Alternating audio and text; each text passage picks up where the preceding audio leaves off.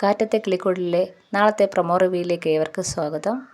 അങ്ങനെ സുധീഷ് വീട്ടിലേക്ക് വരുമ്പോൾ എല്ലാവരും ആഹാരം കഴിക്കുന്നൊക്കെ കാണുന്നുണ്ട്. അപ്പോൾ സുധീഷിനെല്ലാം സങ്കടമാവുന്നുണ്ട്. ആരും തന്നെ കാത്തു നിന്നില്ലല്ലോ എന്നുള്ളൊരു സങ്കടം നിൽക്കുകയാണ്. അപ്പോൾ തന്നെ സുധീഷ് തിരിച്ചു പോകുന്നുണ്ട്.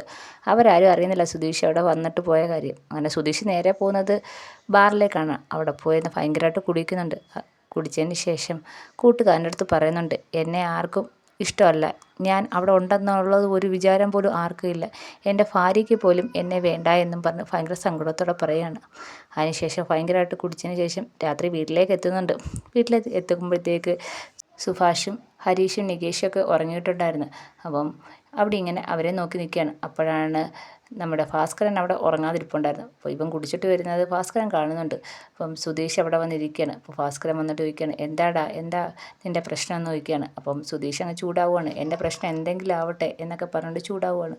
അപ്പോൾ ഭാസ്കരൻ പറയാണ്, മക്കളുടെ പ്രശ്നം എൻ്റെയും കൂടെ പ്രശ്നമല്ലേ.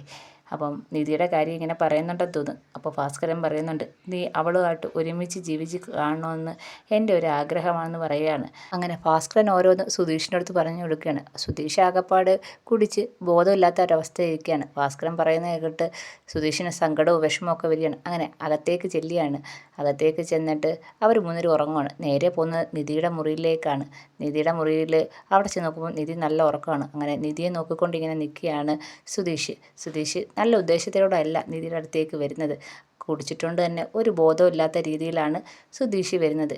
ഇതൊക്കെയാണ് നാളത്തെ പ്രൊമോ വിശേഷം. എല്ലാവർക്കും ഇഷ്ടപ്പെട്ടെങ്കിൽ സബ്സ്ക്രൈബ് ചെയ്യണേ, സപ്പോർട്ട് ചെയ്യണേ.